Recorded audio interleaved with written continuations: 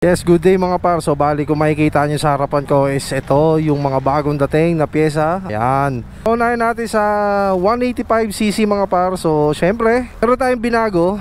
Meron tayong pinalakas na pyesa dito sa Jeg mga par. So bali, meron tayong 63. At syempre meron tayong 65 na block ng RS8. So mag-i-start tayo sa 63. So sa 63 mga par, 185cc. So ang kasama niyan is block na RS8 na chrome bore. Tapos ang kasama niyan is syempre meron tayo ditong bagong cam na Kyobo. Tapos cam gear na G-Racing mga par. Tapos syempre pwede kayo mamili ng valve spring, pwedeng TSMP, CRP, or RS8 mga par. Tapos syempre kasama na injector, tapos coolant sa 185. Tapos syempre meron tayong bago rito na package. Pag may kasamang throttle body, aabot kayo ng 20,200 mga par. 20,200. So wala pang head yun. Kapag kasama yung cylinder head, saka ko na-explain sa inyo kung magkano aabutin. So sa 85cc lang tayo muna. So ayan mga par. So bali, pwede tayong mag-upgrade ng head if ever na gusto nyo mangyari. Tapos syempre, sa throttle body, pwedeng stock throttle body. Kung gusto nyo lang mag-throttle body, aabot kayo ng 20,200. So pag walang throttle body is 17,100 lang mga par. So syempre kung bakit tumaas si Jeg, dahil gawa nga ng nagtaas tayo ng bago cam ni Kyobo. Shoutout sa Kyobo mga par.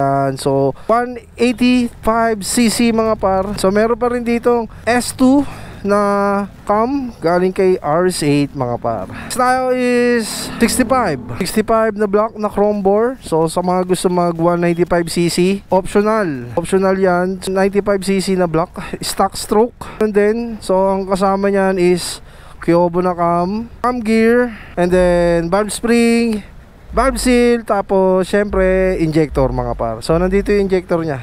Ayan o, pakita ko sa inyo yung injector. Ayan, RS8 injector mga par. So 195cc, ang package namin dito sa 195cc is syempre same lang sila ng price ni 185. So stock head. Tapos pag gusto nyo talagang mag throttle body, so magiging price nya is 20,200. So pag wala siyang throttle body, 195cc stock head, 17,100 mga gusto mag Sigunyal, so G-Racing, ayan, plus 4, tapos 63 basic, ayan o, plus 4, C3 na block. Syempre kasama pa rin Kyobo. Kung gusto nyo naman ng RS8 na S2, ayan, pwede rin. Tapos syempre CRP na valve spring mga par. Tapos injector. Tapos syempre cam gear. Ayan, cam gear. So kasama na rin doon lahat ng package dito is yung coolant mga par. Tapos meron tayo ditong, kung gusto nyo naman ng TSMP na head, 24-21, tapos 63 na block na TSMP. And so lang kayo sa Jeg mga par. So meron na rin tayo ditong plus 9 SRF, tapos plus 6 na Racing Monkey. Sa mga naghahanap dyan ng crank na plus 6, ayan o, Racing Monkey mga par. Ayan, tapos sniper head meron na rin dito sa Jeg mga par. Pwede na tayo magkaroon ng 232. Ayan, sniper head. RS8 na sniper head na 23-26 mga par. So sa mga gusto magpa-build ng NMAX Aerox, ayan. So yun yung package namin sa mga gustong magpa-build sa inyong mga alagang motor. O, di ba?